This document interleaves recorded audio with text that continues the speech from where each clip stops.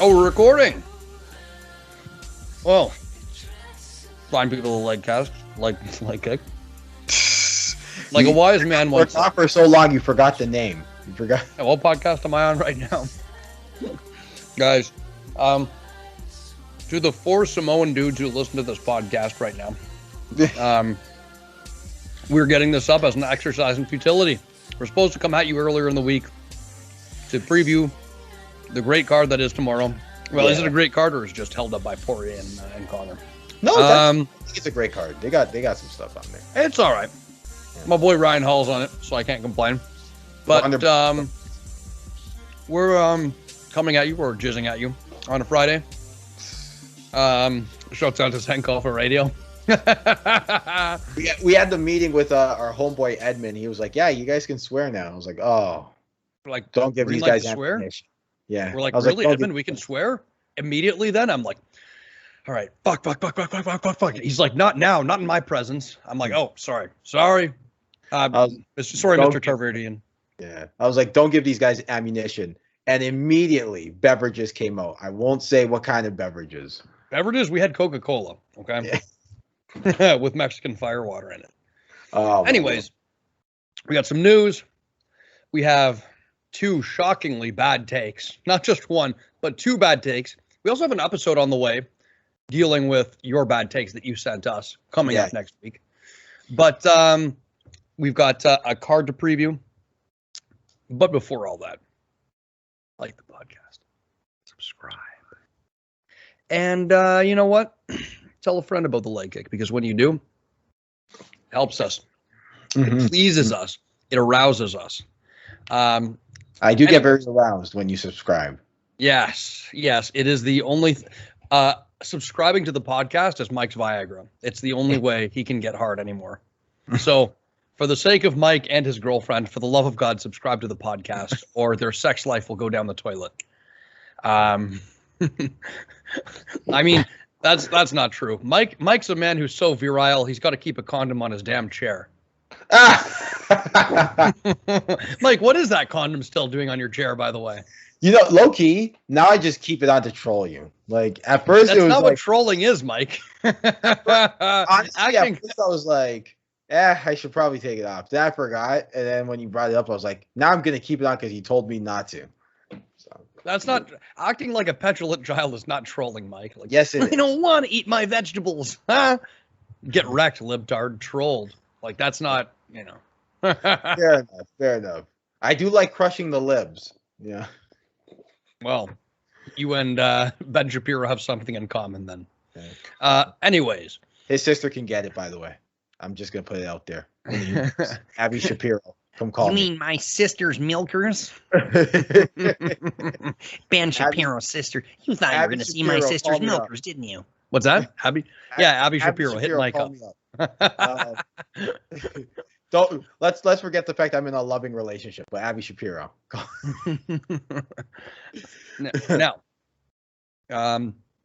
this is your Abby Shapiro loving host, Michael Asiffo, amateur MMA fighter, former host of the show Let's Talk Hardware on AM 640, correspondent for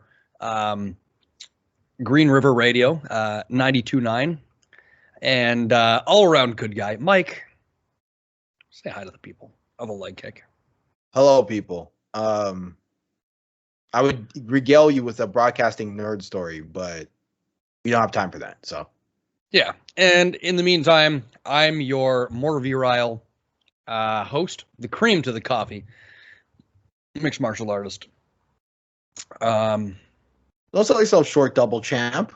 Don't sell yourself short. It's amateur. It's not going to count when I go pro. And a man who doesn't need to put on his condom on his chair, Stefano Hosko. Hello. Good people who like kick.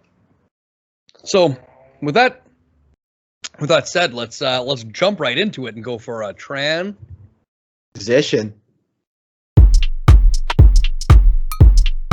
Let's get into the news and views of the week.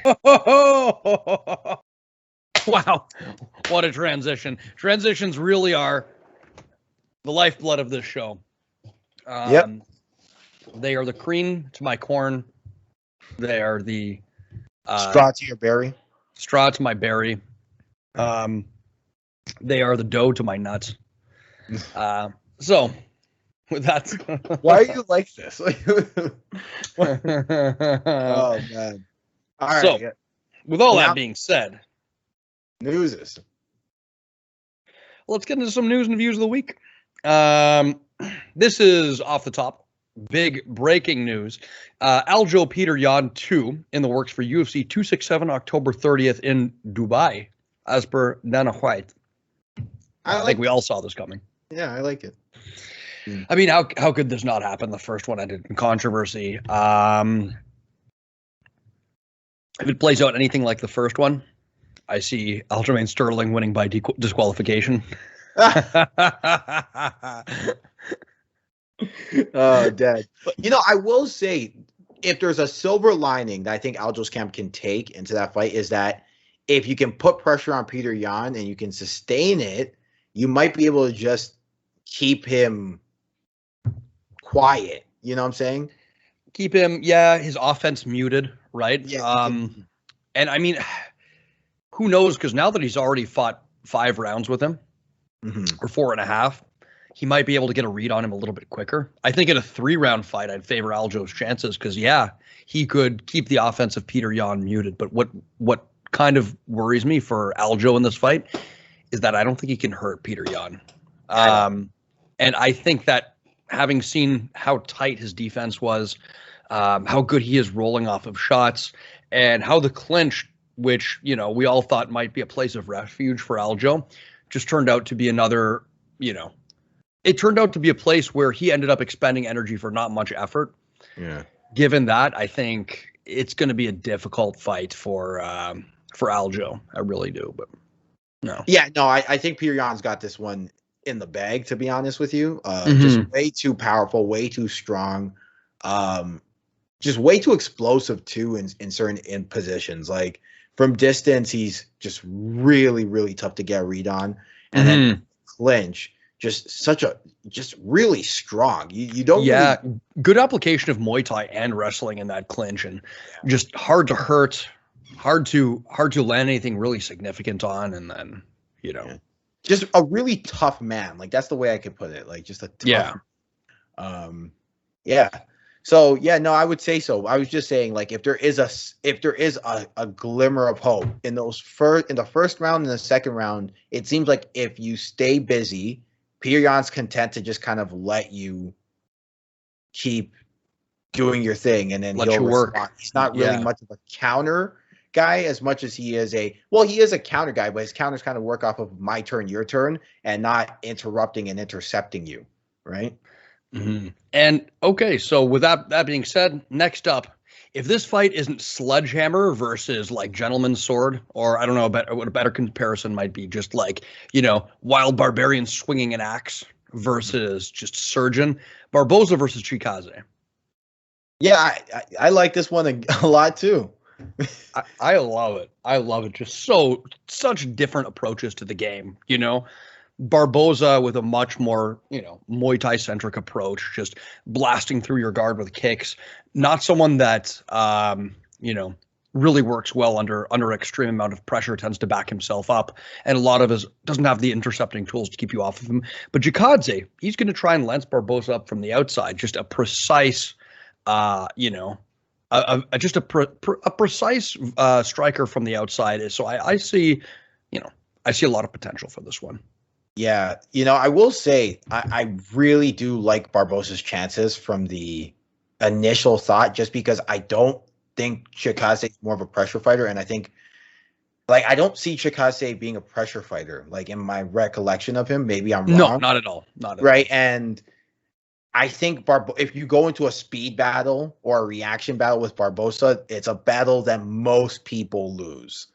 So, which Chikadze I might see like his chances, but at the same time, just coming down a weight class, he's so powerful. It's going to be interesting. It's a fight that I'm not immediately writing Barboza off from, and at 45, there's not a lot of fights that I would immediately write him off from either. Next up, now this is an interesting one. I guess we can just talk about this during fight announcements. I was going to mention how Sean O'Malley's opponent withdrew, and he's fighting. Regular Joe. Chris Martino. They're like, hey, I think somebody here's got a bit of a record that was working on the production staff. I think someone who was doing the catering for the event said his son fights MMA. You know, what's his name? Chris Martino. Okay, yeah, get him in there. We'll talk about that one. Yeah, when the fights happen.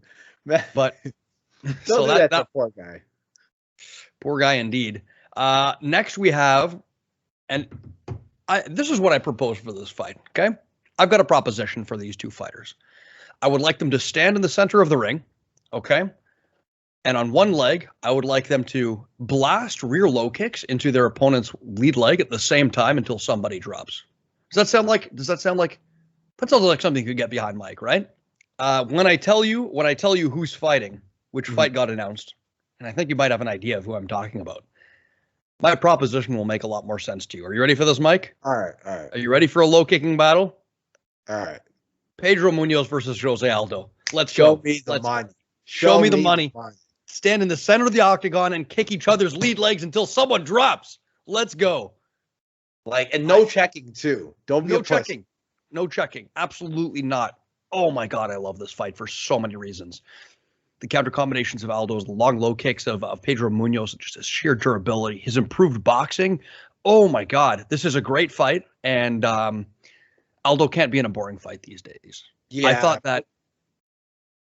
No, and he's looking good at 35, even after the beating at the hands of Petr Yan. My God, he looked good against Marlon Chito Vera. So, a career resurgence at his age, down to weight class.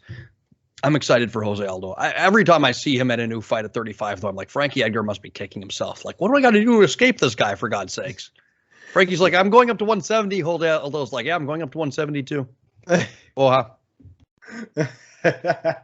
man, no, I think it's a good fight. Like, it's a fun fight. Jose Aldo, I think, is one of those guys where you don't have to be like, look, I think too many times, for example, Conor McGregor, right? We're all saying if he loses, he should retire, right? And there's something to be said for, hey, if you can still compete, maybe not win a championship, but you can still compete, there's nothing wrong with that.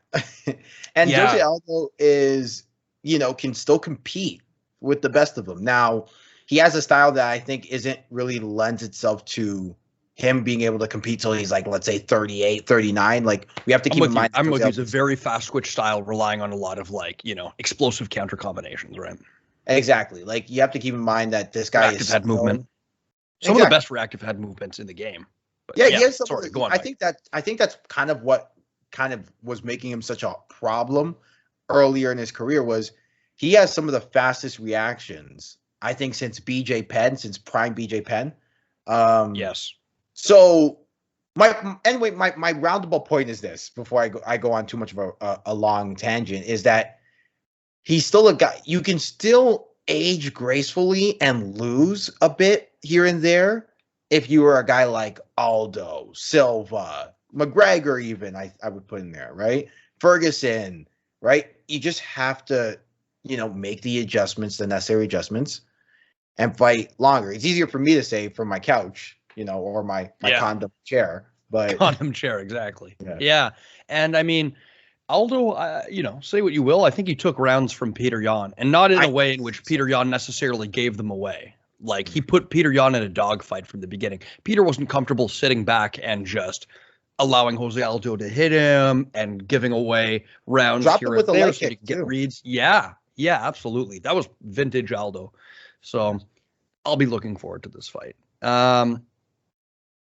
Next up, and this is a big, big fight. Now, whenever I heard whisperings of Nick Diaz, I'd be like, yeah, but quit honey-dicking me. Like, I'm about it, but quit honey-dicking me, for God's sakes. Like, either is he coming back or is he not? Like, Dana White coming, oh yeah, Nick Diaz said he did 10 marathons and smoked a bong, and can mean that he's written. Like, just come on. Well, apparently, him versus Robbie Lawler is in the works, and it's an interesting fight. My main question is, how is Nick Diaz going to look coming off of like a 5-year layoff or more since that Anderson Silva fight? I still think this is a bad matchup for Rory, especially given that recently we know that against very voluminous strikers who don't really give him the chance to get off his counters and make reads, he tends to freeze up a little bit. It happened with Kobe. It happened with Neil Magny. And Nick Diaz, somebody who's going to be a durable, a swarmer who's constantly in your face. I think it's a bad matchup for Robbie, especially in the stage of his career, but it's a good welcome back fight for Nick Diaz. Yeah, I would say so. I think this is a good kind of test to see just where Nick is at. If he can, I think no one's under any illusion that Nick Diaz is going to make a run at 170. No. But I think it's just you don't want to trot out someone who, it will make you sad when they're out there, right? So yeah, exactly. What you do is you put him up against another guy who the same questions are asked. You don't want to make him sad and see where they're at. And he who makes the other person, he who makes the crowd sad is gone. But at least they have one good payday before they're out, right? Yeah, Nick's a draw. We're still kind of in the middle of Diaz mania at the moment. So you absolutely do not want this guy going to Bellator or ONE, or anywhere else for that matter. They'd like to go over to Japan as well. You don't want to do that. You don't want to do that while the commodity is still hot. So regardless of how he looks, the UFC is going to hold on to him for as long as they can until Diaz mania quiets down a bit. But I agree. You don't want to make the crowd sad. Yeah. Right. And I will say this, as much as the UFC wants to, kind of almost intentionally sell off some pieces to pretend that they're not a monopoly, they're not stupid, right? Yeah. And they know good business sense when they see it. And they're going to keep guys who make money like a Nick Diaz or a Nate Diaz will. So exactly. Yeah. Now, this is a bit of an odd one. I didn't even hear about this deal that took place, but there's the UFC had a $175 million deal with Crypto.com, and surprise, surprise, apparently fighters will not get a direct cut of that $175 million deal. However, they will be able to broker individual deals with the cryptocurrency company, and be used as paid brand ambassadors. Well, if that doesn't sound like the bullshit Monster Energy drink deal, I don't know what does. I saw this and it made me sad. Yeah, it's just we've talked about it ad nauseum. It's just, how many more nails in the coffin is it going to be before we get some kind of collective action? We don't have to talk about it anymore. It's just more of the same shit. I just remember a time when it was 2005. UFC fighters red skulls and tap out logos were everywhere. Yeah, I was 11 years old back then. Guys had no idea how to box, but spinning back fists were all the rage. Exactly. I was gonna say Shoni Carr stand up, but Shoni Carr is a pretty good boxer. Sorry, I wasn't supposed to laugh like that. Shoni, if you want to come on the show anytime, Shoni, come back. Tell us more about Hooker casinos and fighting bears. We'll kick David off the show. It's okay. Right, Dada 500 too. No, but I was gonna say, I just remember a time where guys, you never heard them complain about fighter pay, monopoly, or antitrust. Why? Because they could make their own money elsewhere using the UFC's name via sponsorships, right? And I get it. You don't want dude wipes and Condom Depot sprawled across the shorts. It's not. But good you for want that on the octagon, right? Yeah, because it just seems those like some of the sponsors on the octagon with these deals that they make. Yeah, they don't want them on fighter shorts. They just want them plastered on the octagon. Yeah. Any other news? No, I'm good. I'm good. Let's take a snooze. All right. That wraps us up, but it brings us off to a nice transition. Ding, ding.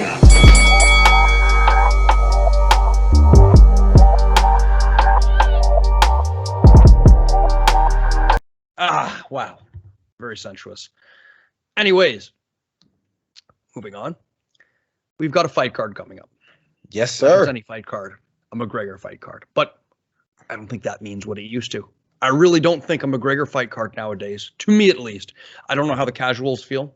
Honestly, I don't speak troglodyte, so I'm never sure how the casuals feel. But there's nothing wrong with liking Conor McGregor as a fighter. There's nothing. But Conor McGregor, best fighter in UFC, sport of UFC. Like there's many talents out there, and he was phenomenal at a certain time. He's still phenomenal. He can still beat most men on the face of the planet, but it seems like he may have lost a bit of his luster. And before we get into the technical side of the matchup. Just the whole lead up to this fight. When I remember Prime Conor, he was in people's heads. He seemed so in control of the situation, so in control of these press conferences, had such a command over the crowd. Now he's losing it, and he's losing me. And, when you're saying stuff like, oh, submissions don't count, I don't care about any of that stuff. It doesn't count. That's why my record's like 19-1 or whatever. Like, okay, you're losing me, Conor. You're losing me. Mm-hmm. He just doesn't seem in command of himself. Like when somebody asked him, like, "Oh, you've had one win since Obama was president," and he's like, "Oh, come over there and break your face," like, threatening fans for asking certain questions. He seems a bit unhinged, and I don't know. What do you think leading up to this fight? If you could, I think there's something to what you're saying in the past. I think Conor McGregor, there was a wittiness about him when he was coming up. It wasn't just all, I got more money than you and you're a bum. There was something to it. Like there was sound bites. There was wit. Exactly. There was a charisma about him. There was something like there was more to him that was interesting. Almost kind of like how Dominic, he was almost, Dominic Cruz can just say some things out of nowhere that are just like on the ball. Conor McGregor was like a funnier Dominic Cruz. Yeah, more relatable because Dominic Cruz is a little bit, Yeah, he's a little bit like more of a big brain kind of guy, and you're like, yo, you're the nerd that you get that people would like to stuff in lockers, if not for the fact that you're a great fighter. But Conor McGregor was a little more relatable. He was the guy at the water cooler who would say some shit, and you'd be like, that's funny. That's funny. But he's lost that charisma, and exactly. Like some of the stuff he said is just like talking about Dustin's wife, Yeah, I think Dustin made a comment about his hairline, and he's like, "Your wife would like to see the hair around my dick and balls." It's like, what are you, 14? You've lost your wit, my friend. I'm sorry. Yeah. And to me, he's one of those. Normally, this wouldn't merit this much conversation, but I do think he is one of those fighters where, if he doesn't have that indomitable self-belief, he's not the same.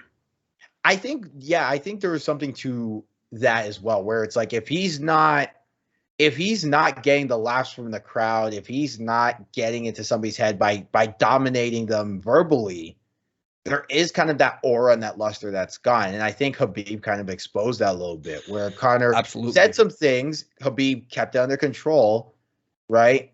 But was very focused in breaking Conor McGregor's face. And went out and did that. And I think other guys took that and were like, okay, that's the blueprint of how to get Conor. And you're seeing that now. And I think Conor for a while was trying nice guy Conor to see if that would, I like nice guy Conor. I didn't mind him either. I didn't mind nice guy Conor. I think at the end of the day, though, if Conor McGregor comes out, throws some body kicks, throws some spinning heel kicks, lines up that left hand nice, and looks like Conor McGregor of old, then what are we talking about, Yeah, I mean, that's the thing. Not only has he gotten away from that persona, but he's gotten away from a lot of the skills that made Conor Conor. Woomy, can you go away, please? Do you guys see this whining puppy over here? Do you see him? You see this whining little puppy? He's out of you whiny puppy. So, anyways, Conor seems to be convinced that he's a boxer. Right? Yeah. And having effective hands does not mean that you're a boxer, stylistically. His last fight against Dustin, and historically, he's struggled with southpaws a little bit, to be fair, right? There was the Nate fight.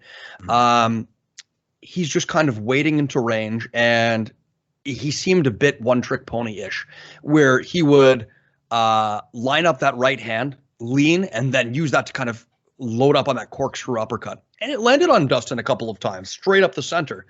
But Dustin made reads on it.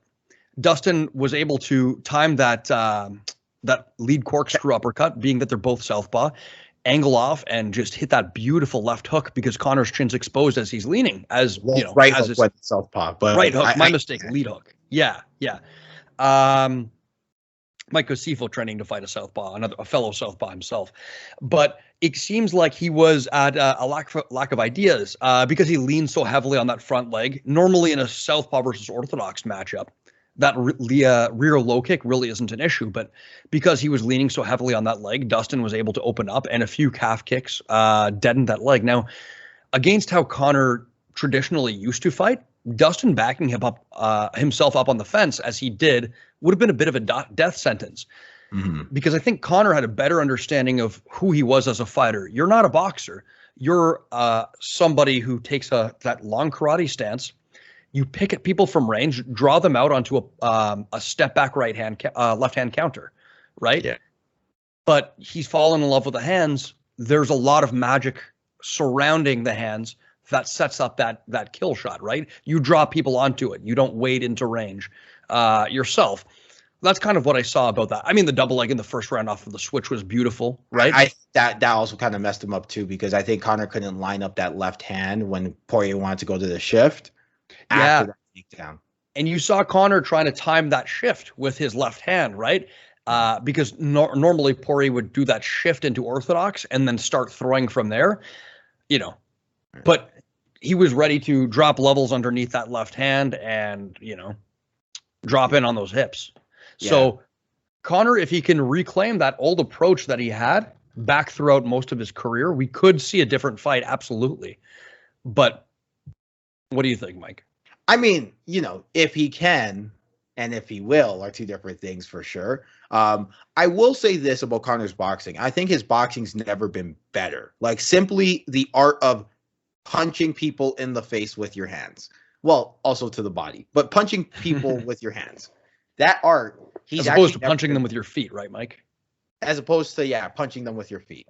But yeah, as in the art of punching people, he's actually never been better. Skill-wise, stylistically. I like the fact that he'll actually, he went to this a couple times versus Cerrone too. He throws the left hand, and then the right hook comes in, right? For example, there's more tools to service the left hand, and I would like to actually see if you were able to mix up the kicks to see if he can, when a guy gets inside of the pocket, throw, for example, here's just kind of a dummy combo. Left hand, right hook, low kick, lead, switch kick, or lead, just strip lead kick upstairs to the head. There are things that I think if Conor just remembers his old self, but still keeps some of the new skills he's learned with his hands, I think this could be a very different fight. The problem is you could tell that Conor McGregor is reading his own news clippings a little bit. And Max Holloway, I think, was victim to this too a little bit, where Max Holloway was a lot more of a diversified attack. He messes up Brian Ortega with the hands, and especially in that fourth round, reads his own news clippings a little bit, and all of a sudden he wants to be a boxer. I think Conor McGregor has kind of sort of done that to a more extreme example. Much more extreme, yeah. And looked one note doing it, because normally he's, in southpaw orthodox matchups. Right? But go on.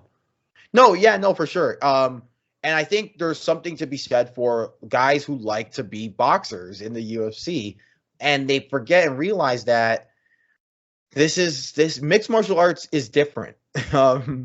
You can get stymied off of guys just keeping a distance and throwing a calf kick, a low kick, if you're going to keep that long boxing stance.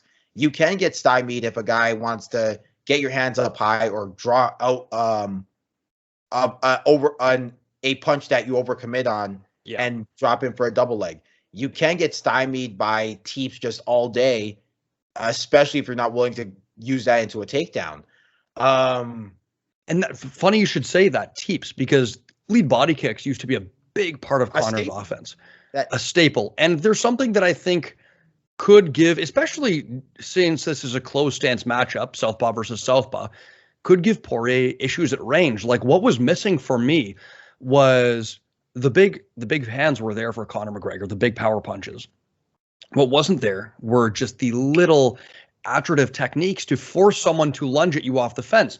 So Poirier had a bit of a gamble. I'm going to wait for the hands to come. And when I catch you in that lean, there'll be a lead right hook, waiting for you, right? There wasn't the incentive for him to rush at McGregor off the cage because he wasn't being picked at with those lead front kicks, right? With that stomp to the knee that Conor McGregor would like to throw. The little hook kicks and stuff like that make you just want to lunge at him. And that's where he would set up his hands from. So if Conor can make going to the fence uncomfortable for Poirier, who knows what could happen, right? Oh, 100%. We've seen him do it before. But yeah, I tend to favor Poirier in this matchup. Yeah, I think this is the thing. If Conor comes, the one thing Conor did at least say early in his camp was that they're expecting, before they were kind of expecting hands in hands, right? Now they're expecting an MMA fight. So my hope is that as delusional as he is, he's going to remember to bring out the skills. If he does, he has a much better chance than if he doesn't. But I just don't like the mentality of, almost like the mentality that he's bringing to the fight. And I know that usually we shouldn't be talking like it's trash talk. They're selling a fight, whatever. But I just don't like the mindset he's been in for the last month or so. I think it's and if he truly believes what he believes, I think he's going to be in for another rude awakening. Yeah, it's dollar store Conor that we've seen so far, genuinely, Mm-hmm. But I'm with you. I'm with you. Yeah. So moving on down the card, we have what I think should be number one contender fight, at least if Stephen Wonderboy Thompson wins. Gilbert Burns, maybe he's got, because the loss is still very fresh in people's minds. Maybe he's got another fight against Vicente Luque on the horizon after this, or a Michael Chiesa. But for Wonderboy, if he wins this fight, I see title implications. I really do. Dana White's like, get this 40-year-old karate kid out of here. I mean, the problem with welterweight is there's such a weird logjam because I know Colby hasn't fought in forever, but Colby is booked for the next title shot, though. Yeah, right. Oh, it's like done deal. It's as far as I know. You know what? Let me just pretty much confirm that. Yeah. Well, the thing is, Colby's gonna get the next title shot, and I feel so bad for Leon. But like, there are a lot of arguments as to why Leon should get the next title shot. So, and Wonderboy's not getting any younger. Not off of that Nate Diaz fight. It's so weird, right? Because it's like what Leon Edwards for about 4.5 rounds did everything he was supposed to do, right? And because Nate Diaz hit one counter, one Stockton slap left straight combo, we're gonna. I know it's just like struggling to put away Nate Diaz and accumulate damage on him it just doesn't seem like a marquee performance that you can really sell a title shot off. But Steph, when's the last time someone knocked out Nate Diaz? Jorge Masvidal. TKO. Dr. Stoppage. Okay. Anyways, we're not here to talk about Nate Diaz. No, but we're here to talk about my roundable point is this. Steve, there's such a weird thing going on with that top end of that division that Wonderboy. It's clear it's Wonderboy. It's always been Wonderboy, and it's Wonderboy in your heart, Mike. So open your heart up to the sweet karate stylings of Stephen Wonderboy Thompson. Okay, let me ask you a question. If Wonderboy was 33 years old and still had 5 years left in him, would you be as hard pressed to clamor for this title shot for him as he is now? I would, because I'm a sucker for Stephen Wonderboy Thompson. I'm a sucker for traditional martial artists doing their thing. Traditional martial arts that work, by the way, not Taekwondo. I mean, like karate, judo, It's funny. I don't know why Muay Thai isn't considered a traditional martial art. It's ancient as hell. But, yeah, traditional to the North American sensibilities. Yeah. maybe there wouldn't be the same urgency in my mind, but what he's done has been impressive, especially that Vicente Luque win is aging very well, especially off of the Tyron Woodley performance that Vicente Luque had. I don't know, man. He kicked his ass. Let's call it spade. Yeah, let's call it spade a spade. And quite frankly, I think this is a matchup that favors Wonderboy quite heavily. His command of range is just something that is a puzzle that very few people can solve. I mean, Tyron Woodley kind of took his chances on the fence and waited very, very patiently for his opportunity. That's not something a lot of people are going to be comfortable doing, right? Wonderboy will draw you out, and when he does, you're going to eat that right-hand counter, and he's going to be off on an angle. That lead leg from Orthodox is just a thing of beauty, right? He's hook kicking. He's got that step-in side kick. He's got, I like to call it the karate fighter's option, right? Where it's like, for example, in football, you run something called the option, right? Stefano play a little football, so he knows what I'm talking about, where when the running back comes in, you hold the ball, wait 2 seconds, and you can either make the decision to throw a swing pass or you just let the running back go. It's like that in karate where he puts the knee up and he holds it, and makes you to make a decision. If you decide that you're going to step in, side kick. If you decide that you're going to wait, hook kick, right? Or he just uses it as a feint and backs you up. Yeah, I like that. I'm going to start using that term, the karate option, because, you have that up the center, left and right with that lead leg, because you can go straight, snap, or hook kick. Yeah, and he does very good work with that. One way in which he uses the side kick incredibly well is off of a right hand. Yeah. He'll throw that right hand and almost 1-2, and on the cross he'll be off on an angle, switch stance into southpaw almost, and as you come to chase him, he lifts that lead leg, which is now his right leg. He lifts that lead leg right behind his right hand, and you walk right onto that side kick. And he's knocked down a lot of people like that. He knocked down Jorge Masvidal like that. He got Vicente Luque, and it just looks so embarrassing when he's able to do it to you. You just get knocked on your ass, and he's just waiting for you to get back up, and you're just like, okay. Yeah, and his hands, they're just so fast, and they just come from that low angle, kind of almost at the waist. They travel such a short distance, and it's just so difficult to see them coming. I think Gilbert Burns, it's going to be advantageous to get him to the ground of course, as a jiu-jitsu world champion. But easier said than done, right? Against someone like Wonderboy. Wonderboy's takedown percentage last time I checked was 81%. Mm-hmm. I'm kind of I like numbers. I'm kind of the nerd of the show, unfortunately. But yeah, if 81% is pretty good. And I think a lot of it just comes from the fact that Wonderboy he's got such great footwork, such great movement. And you'd be hard pressed to get this guy anywhere. Yeah, it's true. And I think if you're Burns, low kicking has to be a big part of your game against any fighter like Wonderboy.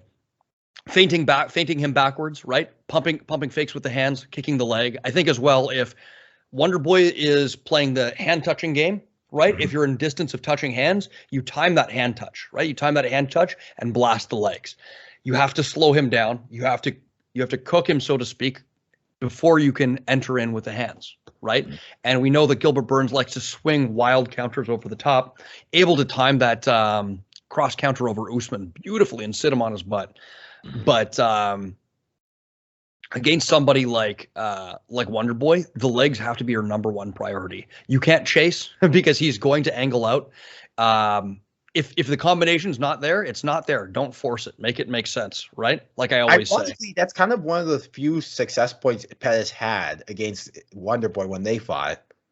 Because people forget this, Wonderboy was getting his ass kicked. Pettis was getting his ass kicked by Wonderboy. Mm-hmm.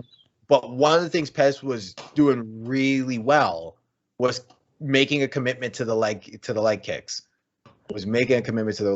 And yes. I think I'd like to think that's part of the reason why Wonderboy was kind of stood still for that Superman punch. I mean, it's also like that hang time effect when people jump or something happens like high and there's a delay, it like freezes you. But there is something to be said for Wonderboy just didn't have the tools to react. Because think of it, you're absolutely right. Pettis did make an investment in the legs in that fight. Now that I'm recalling, yeah, Wonderboy had, you'd be hard pressed to say that he won any rounds up until the knockout, but 100% he was investing in those legs. He took a beating for it, but eventually, yeah, that opened up that Superman punch off the cage, right? Yeah, like it just seemed like Wonderboy was a little more plotty towards the end, if memory serves me correctly. Mm-hmm. And even the Jeff Neal fight, like I know Jeff Neal didn't really kick the legs, but Wonderboy hurt his leg, and Jeff Neal towards the end was kind of tagging him a little bit, if not tagging him, getting Wonderboy to stand still a little more because Wonderboy was up against the fence a little more. Yeah, that's the thing. Wonderboy was hurt towards the end of that fight, not as a result of the low kicks, but it illustrates the point, right? Yeah. If you can, for a fighter that's so reliant on their movement, you'd be, unless you can match them with movement, which few people can, you'd better find a way to eliminate that weapon, which is his movement, right? Yeah. And until you can do that, he's going to be a ghost. He's going to ghost you around the octagon and beat you to the punch every time. Yeah. And I think the problem with why it's so hard to throw a leg kick on him is he's always going to the blind side of the opponent in Orthodox. When your opponent's in Orthodox, he's always going to his right, opponent's left, right? Yes. He's always fading out, and that's boxing 101, right? You want to fade out to the blind side. So yeah, it's really hard to throw because it by that logic, if you're Orthodox, you're either throwing a switch kick or a lead leg kick, and lead leg kicks when a guy's fading out and you just got hit with a 3-piece, men's amends, and a switch kick is a little long to load up. So yeah, absolutely. Against Wonderboy, a switch kick is very long to load up. Mm-hmm. Especially because off of the open side, he's very fast with that rear left cross. Mm-hmm. He just steps in and lands that so effortlessly. And when it takes you that much, and to be fair, Gilbert Burns, excellent switch kick, very good, and he was able to time Tyron Woodley's right hand, which had slowed down, but it's still Tyron Woodley throwing a right hand at you, for God's sakes, and he was able to draw it out and counter under it and kick the liver. So that was something I was impressed with. But yeah, fun fight. I've got Wonderboy. What about you, Mike? I got Wonderboy. Give me Wonderboy on this one. I don't think it's impossible for Burns, but and then give me a title. I think after this, Mr. Burns, will after Mr. Burns. Would you say Burns versus Edwards, and then give Wonderboy the title shot for a winner of Colby Kamaru? Honestly, I'm not mad at a Burns-Edwards fight. I think that could be a lot of fun. And I think it would answer some questions about Leon Edwards' ability to defend offensive wrestling, right? Mm-hmm. Because say what you will about the caliber of wrestler that you think Gilbert Burns may be, he put Tyron Woodley on his backside a number of times. So I think for me, that's a very interesting fight. And yeah, I think Wonderboy, the square-jawed, corn-fed American hero, is on his way to a title. Yeah. All right. Fair enough. Okay. Wonderboy, if we had to nominate an ambassador for the human race. Wonderboy would be the guy. Yeah. If the aliens came and we needed an ambassador, it'd be Wonderboy. Yeah. Oh, you want to harvest our organs? I don't understand why you got to be so mean. So next, as a Mike like that one. Yeah, man. Every once in a while you get me. Every once in a while I can't keep it together. All right. Next, as a co-main, we've got and I don't understand when you've got Ryan Hall versus Ilya Topuria, you got Nico Price versus Michelle Pereira on the undercard. Trevin Giles, Dricus Duplessis, like you might be like, oh, some of these people like Dricus Duplessis haven't, had much of a name in the octagon. People are you get them on the main card. That's how you find out. Trevin Giles has been doing the damn thing for a while. He's on like a 3-4 fight win streak. Yet the UFC thinks it'd be a good idea to put Tai Tuivasa versus Greg Hardy as your co-main event. You know why? It's I know why, but I think that aren't people saturated with Greg Hardy at this point? We saw him lose. We saw him get TKO'd. Wasn't that the big appeal? All right, we get to see. We want to see this wife beater get TKO. Okay, he did it. Marcin Tybura beat his ass. I know you guys hate when I say this. I know you guys hate when I say this, but there is a legitimate redemption story brewing with Greg Hardy. A lot of people, I don't know how much, but a lot of people. Okay, I'll give you a reference point. So remember, I think I've told this story before in some capacity in this show, but I remember me and a pretty accomplished fighter were talking, right? We were talking, and he talks about how he actually legitimately thinks Greg Hardy's a good kickboxer and would like to see him more. I think there's something to that sentiment where Greg Hardy, if you were to strip away the wife beating and the hospitalization of that woman, which is a very terrible thing, and you shouldn't strip it away, but let's say you were. There is a guy who comes over from the NFL who was cut, not for his talent, coming over to MMA and not just going 6 months and I'm going to be a champion. He's making the adjustments. He's training. He is learning from his camp, and you see a new thing about him every time, at least from stand-up. And he has about a round of work in him. Right. Fair enough. Right. Even the asthma thing. This is another thing. And I remember this one. This is another story just to illustrate my point. So when the asthma thing came out and he does the puffer, a lot of asthmatics were in my mentions and in my DMs educating me on how a puffer with the substance he had in him is not extra oxygen or whatever people were trying to say.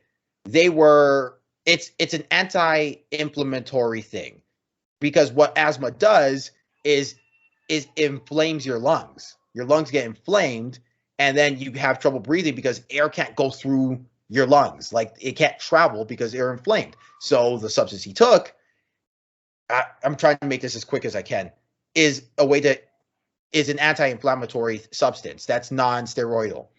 And a lot of people were coming to his defense as to why, a lot of people. I was shocked.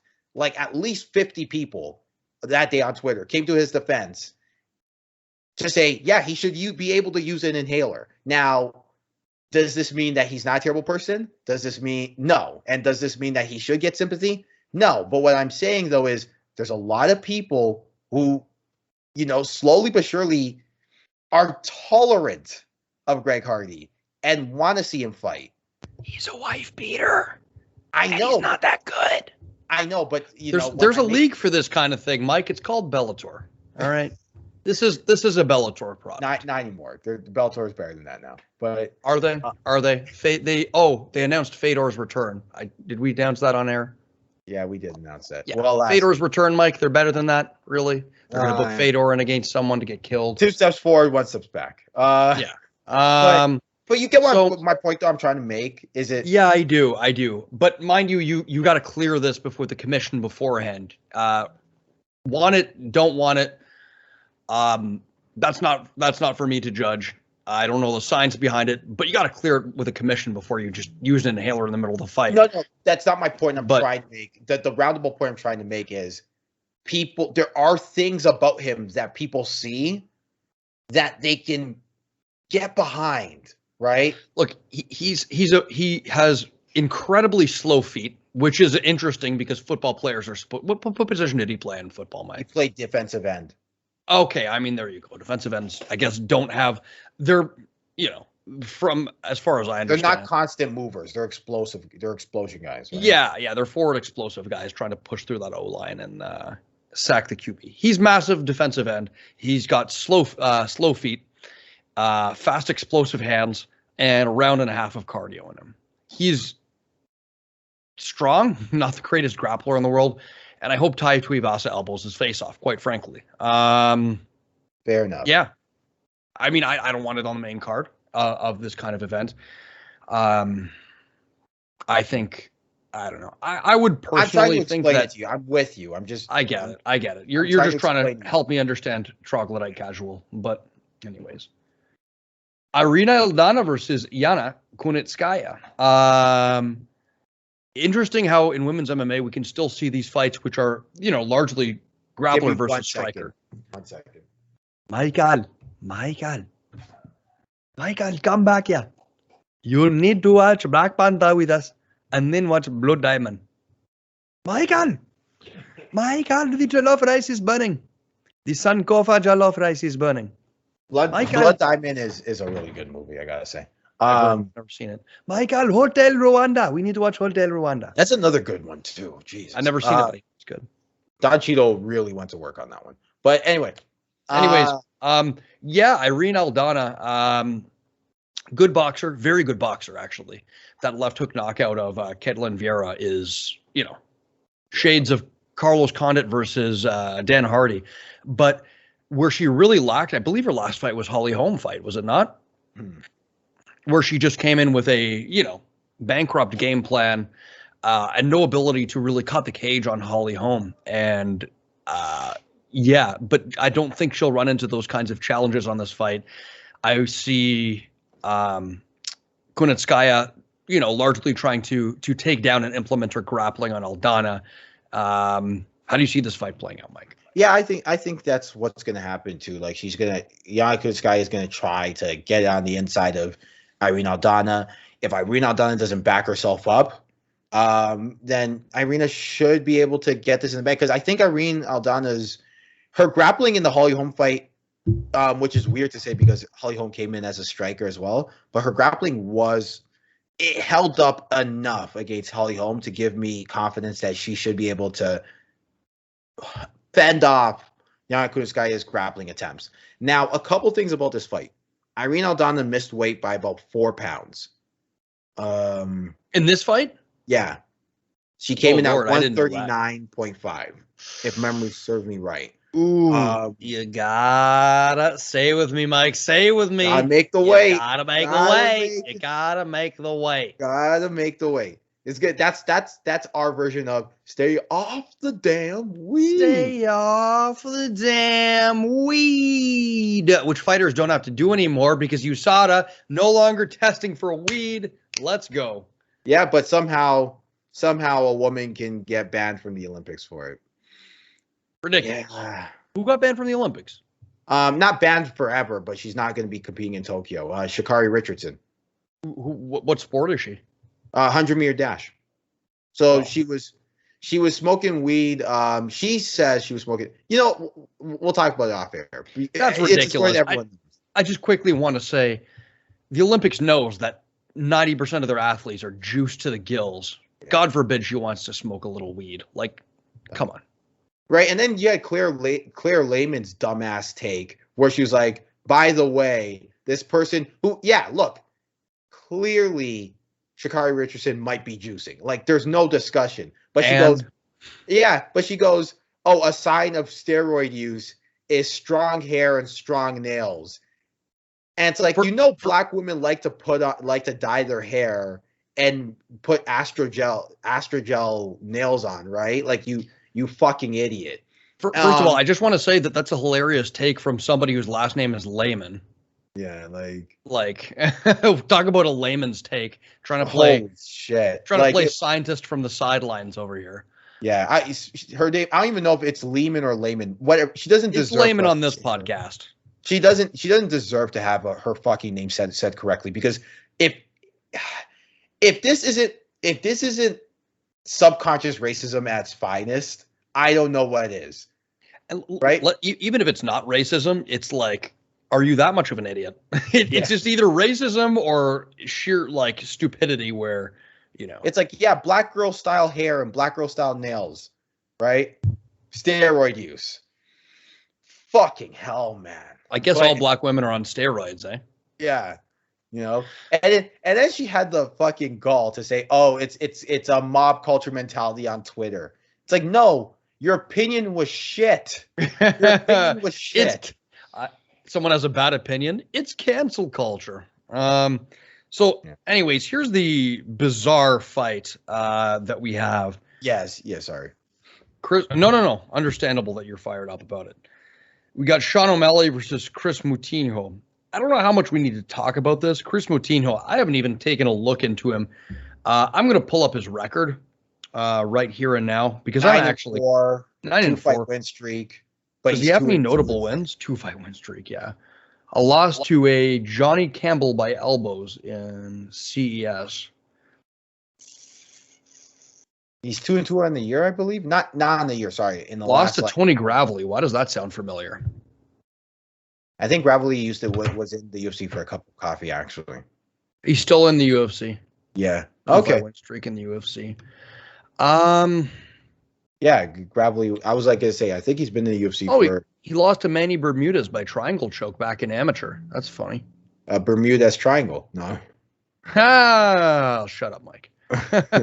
No, you know what? This actually does remind me of a couple situations. Lando Vernada versus Tony Ferguson, right? Where Tony was supposed to face, I want to say Habib, actually. I think that was a Habib fight. And then Lando stepped in and gave Tony gave him nightmares, actually dropped him. Yeah. But the whole thing with that one was, Tony should spark this fool. Daryl Horcher did it against Habib, although Daryl Horcher was a UFC vet at the time. Daryl Horcher didn't really have much for Khabib in that fight, though. Oh, hell no. Yeah. But the point is, sometimes people have to step up. And I'm assuming Moutinho probably fights at 35. And because Habib, it's an assumption. I could be wrong. But yeah, let me confirm that. But the idea is that, for example, Kyle Nelson, Muskoka boy, fought Ferreira in his first UFC fight, but he's typically a featherweight. But he fought Ferreira at 55 because it was short notice. No one could make the weight. And Kyle Nelson, who fights at 45, will probably have an easier time making 55 because he fights at 45. So why not just... So, it's a tough situation. Smoka was out. It was literally 10 days before the fight. They needed someone who could make the weight on time. They tried Ricky Simon or Ricky Simone. Couldn't do it. And they went to Chris Moutinho. It is what it is. I mean, we're going to see one of two things. We're going to see some poor chap get his head kicked into the 15th row at the MGM, or we're going to see someone surprise us and have their coming out party and put on the performance of a lifetime. They might lose. I tend to think it's the former, just given his strength of competition. Mm-hmm. But honestly, good on him for stepping up. Let me ask you a question, Stefano. Would you, if let's say they called you up right now and they were like, "Hey, brother, we need you at X amount of weight. You're going to be facing." Let me throw a name out here. Kevin Lee. Would you take that fight? Well, Kevin Lee's a little big, but give me a 45er at least. Yeah, okay, fine. We'll give you let's see. We'll give you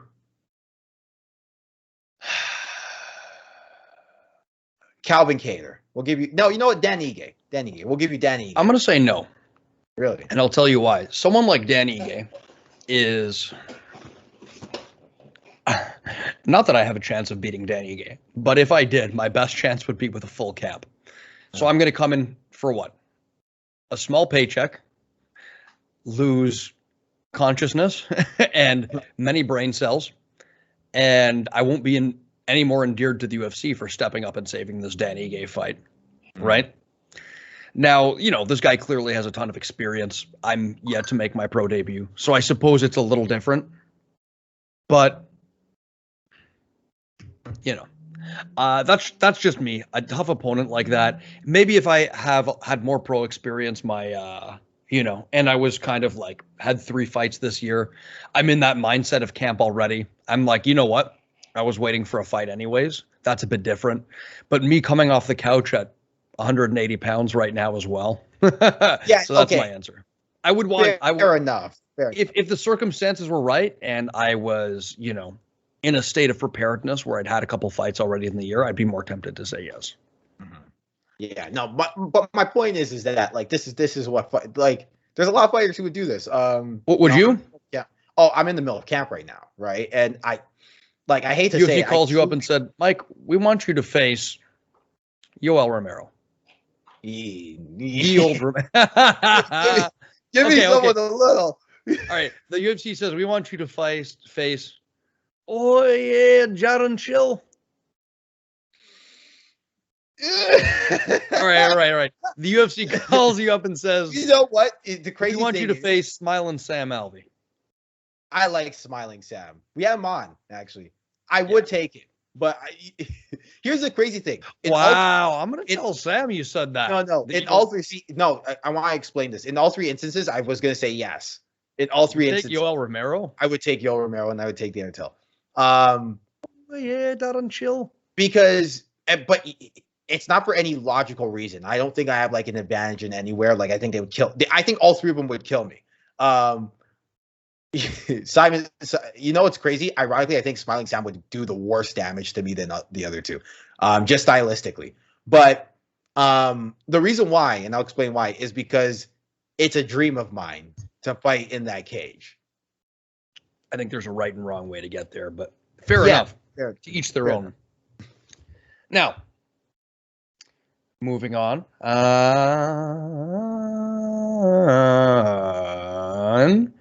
We have got, that is the final fight of the main card. I guess we'll go over a couple of prelims. Condit Max Griffin. What do you think about this one? Legends fight. Smart. We got Nico Price, Michelle Pereira. I like it. This is one of those fights where it's just going to be a cloud of dust, and after a few minutes, somebody's going to go down, and it's just going to be chaos. About that. I'm not so sure about that because Michelle Pereira's last fight, even last two fights, he's been a lot more measured. Yeah. His application. What's that? I said he's backed off of that wildness just a hair. More so in the Chaos Williams fight for sure, but just enough to make it effective, right? Yeah. Yeah, he's been quite good. But if anyone can force a wild fight out of you, it's certainly Nico Price. 100%. So, Ryan Hall goes up against Ilia Topuria. Ryan Hall has a loss on his pro record. Hold on, who did Hall lose to? And I think it's not the ultimate second fight. Yeah. Yeah, I think it was the second fight. I'm not. Don't quote me on that though. His nickname, the Wizard. How apt is that? Yeah, they should nickname him 50-50. But I would appreciate that. Yeah, I don't think that would sell as much. But yeah, he lost against what was his first fight? Eddie 5V. That was in 2006, and then he didn't fight again until. Yeah, and he didn't fight again for 6 years in 2012. So yeah, he had time to kind of acclimate himself and do. You know what? In a weird way, I feel like that's what's going to happen with there's a guy in Muay Thai right now, Canadian Muay Thai, who's really good. Jordan Graham. Go look him up, guys, if you haven't given him a chance. Really good Muay Thai guy. Right now has a 2-1 record in MMA. But his last fight was a loss, and I feel like he's going to acclimate himself to just the principles of MMA, and then come in and just murder, because this guy in Muay Thai is absolute magic. I have to say. So excited. Yeah. I'm excited for his next fight. Yeah. Yeah. So with Ryan Hall, I feel like that was the same thing. Absolute magic in jiu-jitsu, was an absolute workhorse in the world of no-gi jiu-jitsu. Probably lost his first fight. Wanted to figure himself out for MMA, and then even a big reinvention since Tough. Because remember, he lost on Tough to Saul Rogers and just developed a game where he could bait you into his grappling. And if you didn't take the bait, then you'd just be getting, kicked to oblivion. Yeah. Just slapped around with that lead leg. But Ilia Topuria, it's going to be an interesting matchup, interesting all-rounder, 10-0 undefeated prospect. This is a good one. It's a good one. Someone finally stepping up to face Ryan Hall. I'm interested in this fight. I really am. The problem is it's no one with a number next to their name. So unfortunately, yeah. I will say in the case of Dan Ige, it's not like Dan Ige was ducking. It's just circumstances. Yeah, unfortunately. Let's see. And I guess that pretty much does that. Trevin Giles versus Dricus du Plessis. That'll be nice. Very highly touted prospect out of South Africa, Dricus du Plessis. I wasn't super impressed with his last fight, but ended up getting the knockout. Trevin Giles, scary banger, very much so. Well, this shows you how much Valentina's opponents are getting respect from the UFC. Headlining the early prelims is Jennifer Maia versus Jessica Ai. She kicked her ass down to the early prelims, for God's sakes. Oh man. I don't like Jessica Ai. I think I've made that very clear on this show. So yeah.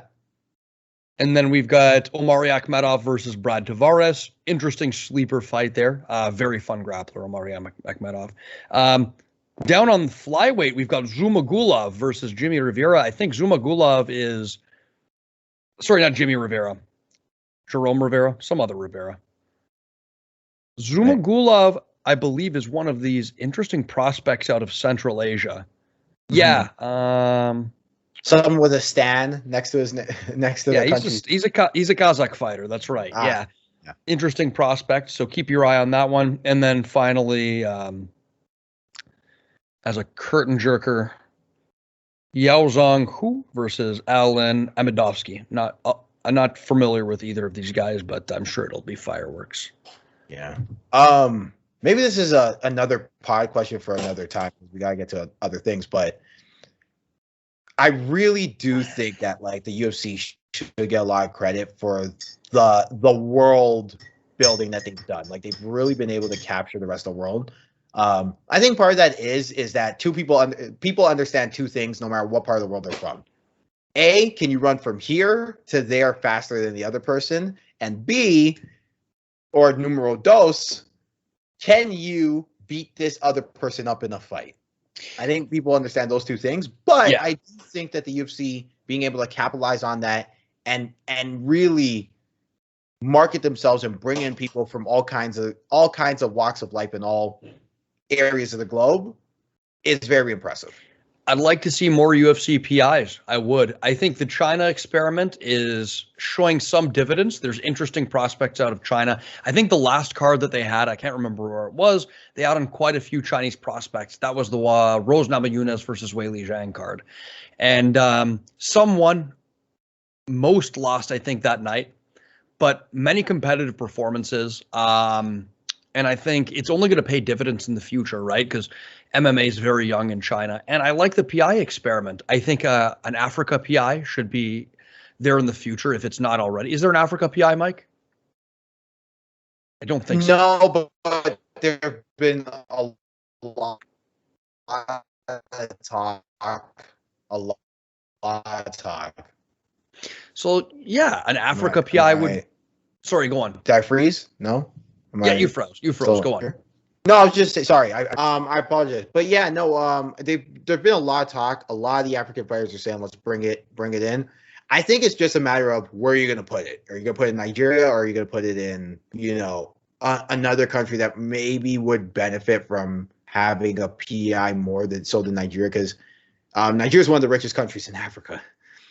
That's true. Right? Would you want to go the humanitarian route and put in, let's say, Congo, Cameroon, or would you want to put it in, an established country like a Nigeria or a Ghana, right? And go from there, right? So here's what I think is probably the best move. They'd want to put it somewhere where there's a fair amount of prospects, but also a place where there's relative political stability. You don't want it in a place where there could be a regime change or a civil war or something like that, because that's not good for anyone. And I think if you do have it in a place like, let's say, Nigeria, fighters from elsewhere will come. They will. I think it's, Africa is a massive continent, to be clear. But if you have it in Nigeria, let's say, it would almost become like a UFC PI West Africa, where people are going to make that pilgrimage within West Africa to Nigeria. Yeah, for sure. We see people moving from one corner to another of the United States to pursue that dream. I think other experiments that might pay off are maybe a UFC PI Japan, even though Japan does have a storied history of mixed martial arts.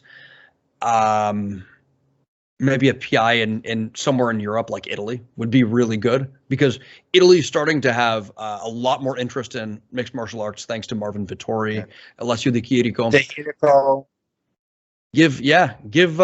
How about we give my people some shine? All right. Yeah, no, for sure. I can definitely see just back on the African point. Again, very ethnically diverse country. Like people see black skin and they assume, oh, one race, and maybe Somalians, but like they don't like understand how ethnically diverse it is. I do think though people of all walks of life from that continent would be willing to make that trip down to West Africa, particularly the Mike, you're coming in really slowly Nigeria right now. range. And in defense of Nigeria, Mike, there's a problem with your reception right now. Proud of their Nigerian heritage. Mike, there's a problem with your recording right now. Oh, okay. Let me see if I can. Yeah, you're like cutting in and out, and it's slowing down. Okay. All right. I've switched to Wi-Fi. So how is it looking? Better? Worse? Yeah, the quality's not good, but you're coming in at least at a normal speed now. Okay. Yeah, I apologize for the quality, folks. But yeah, no, just to go to your point, like yes, ethnically diverse country. More genetic diversity in Africa than anywhere else. Exactly. 240, I believe, different races, which is crazy. Like a lot of people think black skin, African, right? But it's not like that. With that being said, I think people of all different ethnicities in Africa would make that pilgrimage to West Africa, specifically the Côte d'Ivoire, Nigeria, Ghana range, where in recent years they've kind of sort of figured themselves out from political situation and have always had a pretty solid economy. And I would think Nigeria would be the one to go in that instance because they've had established fighters in the UFC who are proud of Nigerian heritage and are champions too. Kamaru Usman, Israel Adesanya, Super Sadiq. I think you could also do a UFC PI South Africa as well. Mm-hmm. And I'll tell you why I'm thinking that. There's EFC down in South Africa. I believe it's EFC. I'm going to have to confirm. But there's a fairly notable South African promotion that has produced some pretty interesting fighters, not necessarily at the level of competition that they've penetrated into the UFC. I'm not exactly going to take it over, but clearly, the initial steps are there of a potential awakening of MMA there, given this promotion and given people like, what was the name of that gentleman who fought at 205, who was just a brick house? He fought Ankalaev. I know who you're talking about. He came from that promotion. You've got Cheyenne Buys and JP Buys as well. So I think if you did a South Africa UFC South Africa, there's fighters from all over that region, not just from South Africa, but also from Namibia, Botswana, Zimbabwe. That would flock to a PI South Africa, and they've already got that promotion that's starting to build up some local talent. So you could go West Africa, you could go South Africa. The instability in East Africa is unfortunate, so I don't know if the UFC can really bank on that. Ain't exactly, it's the worst kept secret, but they're not exactly in good straits either. So ain't exactly a cakewalk down in Sudan and Congo. Yeah, so unfortunately, I mean, I think what you want to do, I think what the UFC strategy should be, I get like if we're going to go on this tangent, we're here now.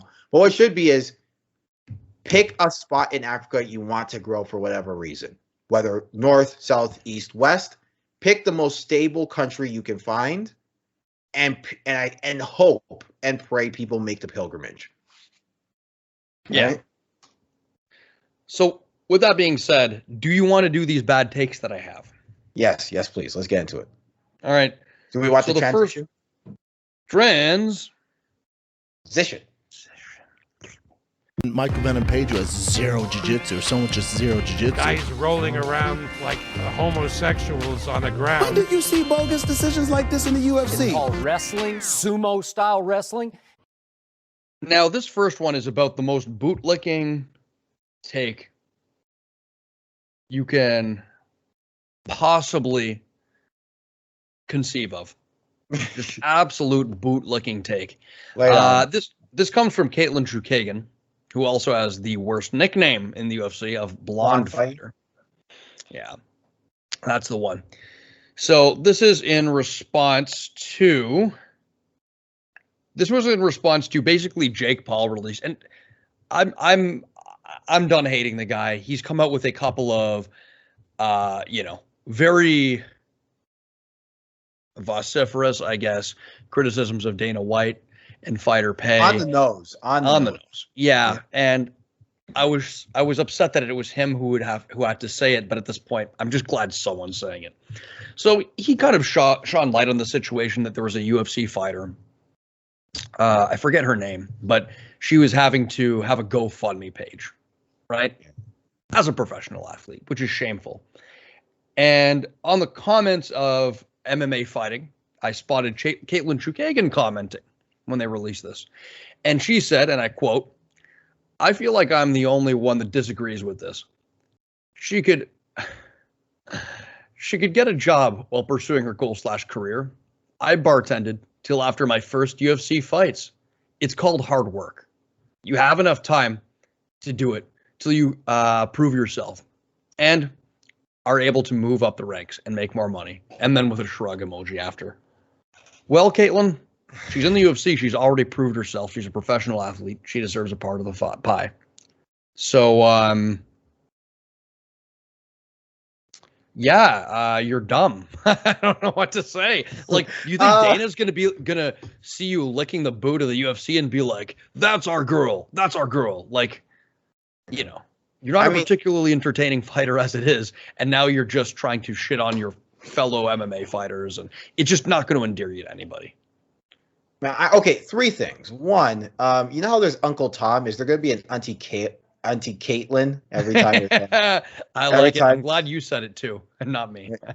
Auntie Caitlin. Aunt Jemima. Hey,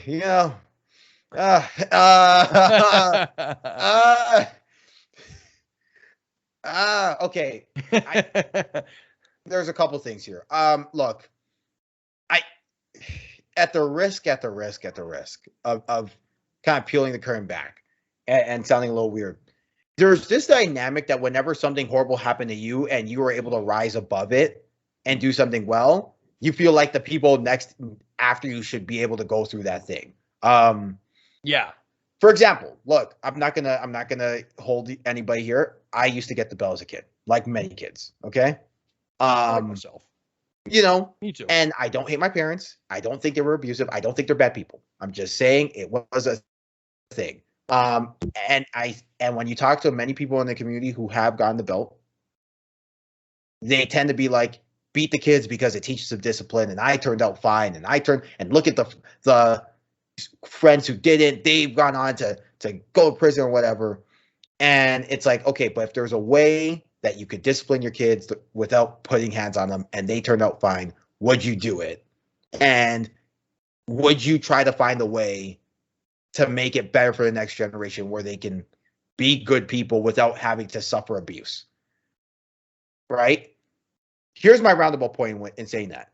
Yes, you had to bartend while being in the UFC. Yes, you needed a second job while making it up the ranks. Yes, it was easy for you while in the UFC. And yes, your paycheck was probably $9,000 to show and $9,000 to win and a $50,000 bonus. And a shit ton of that was probably spent on training camp and other manager. And taxes ate up a bunch of it. But exactly. Exactly. Yes, all of these things were hard for you. And yes, you rose above it and now you're doing well for yourself. But does that mean the next generation or the next person after you has to go through those things just because you went through them?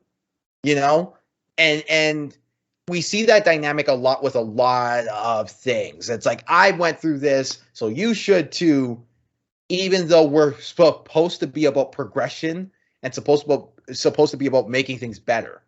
I like that comparison, actually, and I think it rings a lot more true than you thought it would. I don't think it sounded weird at all. I think it was actually quite accurate. And I have another example, because that is an argument you hear a lot with hitting your kids, that like, I went through it and I'm fine. And like, well, again, we should be tending in the direction of bettering ourselves. Another example is when, your boomer ass parents are like, oh, I had to walk 15 miles in the snow to get to school. It's like, well, Dad, we've got public transit now. Yeah. And we can get to school in ways where we don't have to trudge through 15 miles of snow in the morning and can spend that time doing things productively.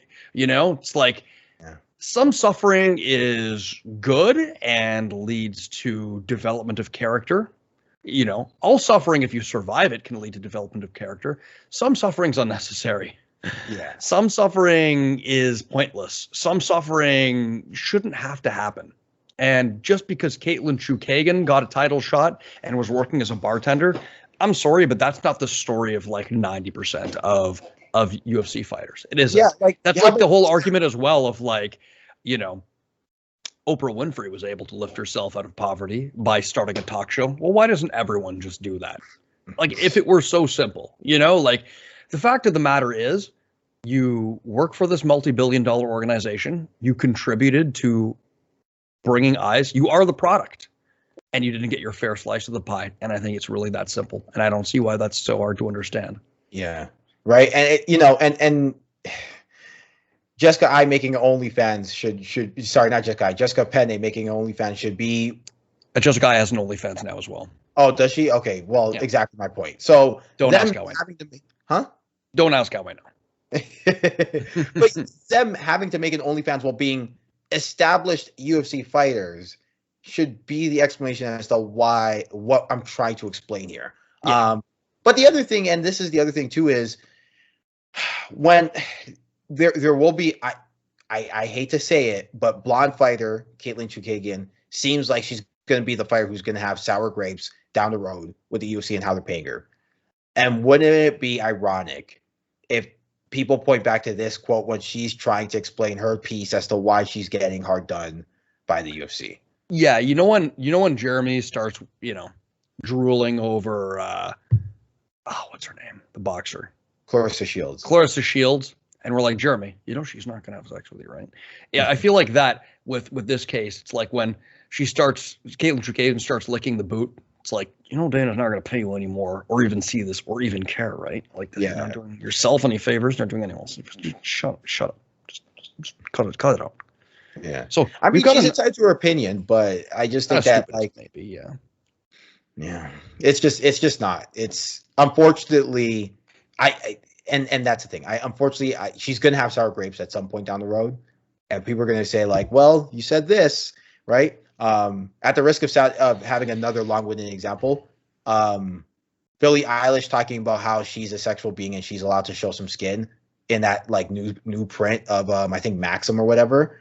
But her complaint about black women showing skin and getting more press than her. Mike, this is so off the rails and has nothing to do with mixed martial arts. My point is like we can only make so many comparisons before we're like, and this is like when Church's Chicken came out and said, our biscuits are juicy and delicious. But Popeyes was like, well, you're not allowed to have biscuits because that's like, come on, Mike. This is far off. It's stupid. No, I was like, maybe how are we talking about Billie Eilish now? No, you get my point. All right. Let's move on to our second take before Mike starts talking about space shuttles and Popeye's chicken. I got so many. The Backstreet Boys. Did you see Aaron Carter lose to Lamar Odom? No, I'm kidding. This bad take comes from none other than Conor McGregor himself, and this is one of the reasons why I think he's a little more not in control of the situation these days. Not meaning his life necessarily, but the situation meaning, he's a guy that always seemed composed despite his brashness. He had a command of the room. This ridiculous take is just, okay. So, quote, my record in mixed martial arts is 19 wins and 1 loss. I only count knockouts.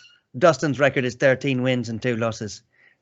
The only thing that's final in this business is a knockout. All that other shit, the decisions, the taps, all that shit means nothing to me. I'm coming to take a man's head off.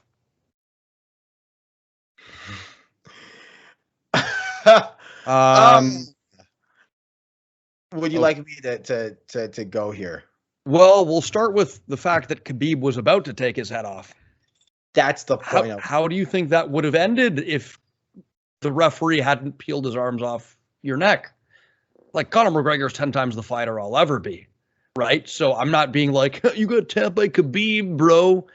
But come on. Like, you want to see people learn from their experiences. Like, there's brashness, and then there's just brashness that makes no sense. It's like that, that old clip in SpongeBob where they're like, how many times do we have to teach you this lesson, old man?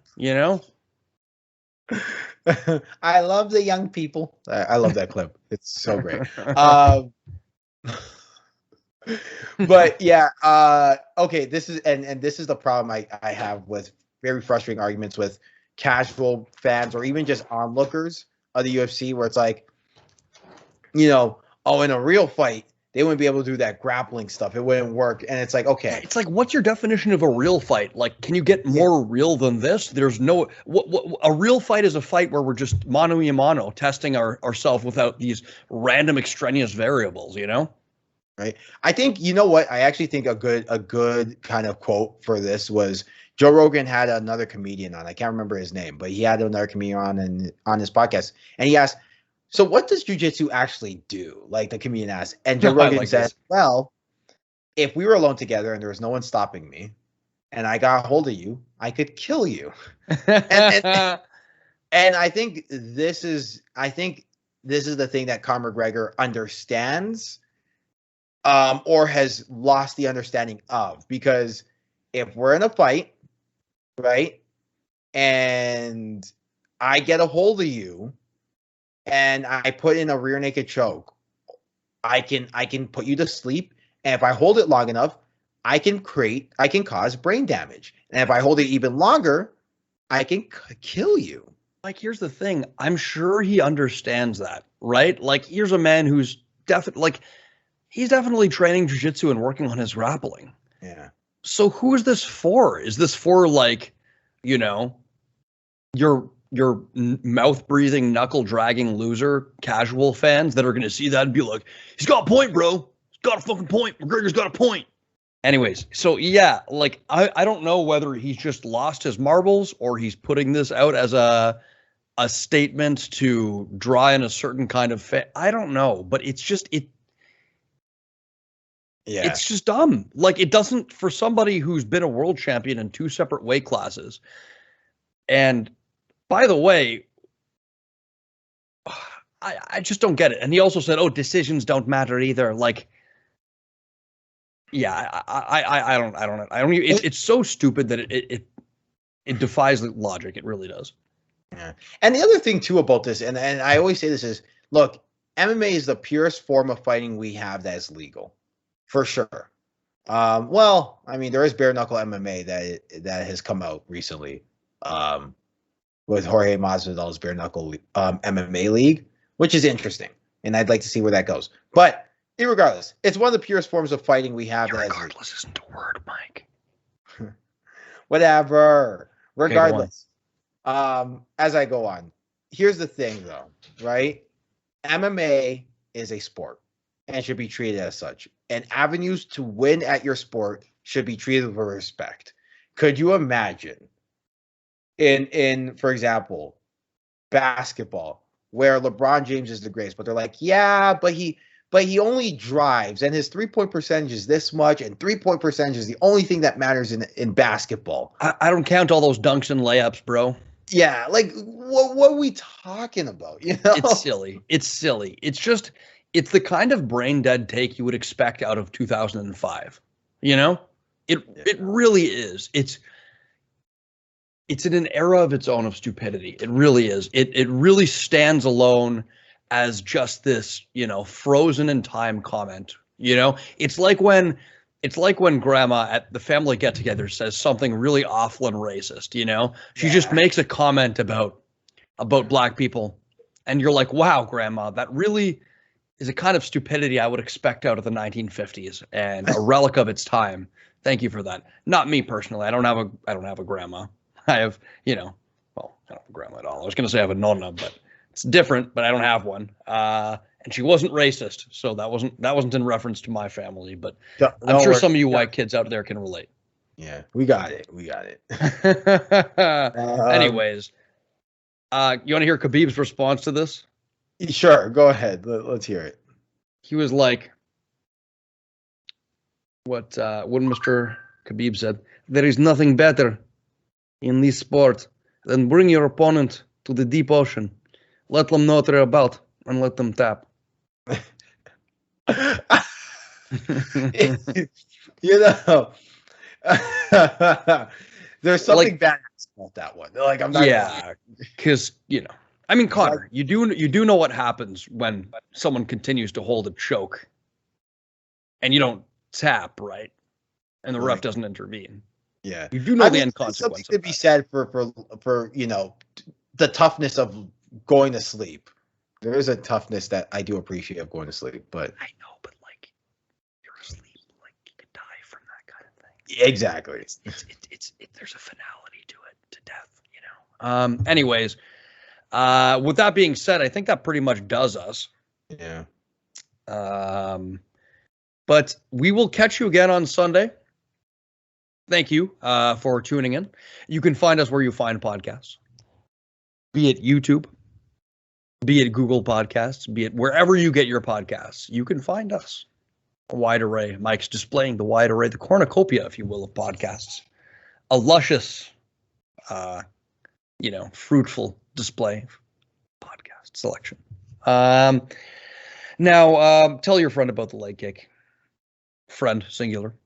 Really helps us when you do. Let them know. Let them know. Let that weird, creepy guy on Reddit who, keeps asking you for pictures of your butthole. Send him the Leg Kick podcast. Yes. And that is it. Mike, play us out. Now, what does that mean, Mr. Coney? Right? It's a pen. It's a pen. What's he going to do with it? What's he going to do with it? Right. We're going to do it live. Fuck it, we'll do it live. There's no damn words on it. Right? To play us out, what does that even mean? In this crazy mixed up world where Conor McGregor really believes his record is 19-1, just remember, you got three things. You got life, you got family, and this podcast. Hashtag double vaxxed. We outside. Double vaxxed. Let's go.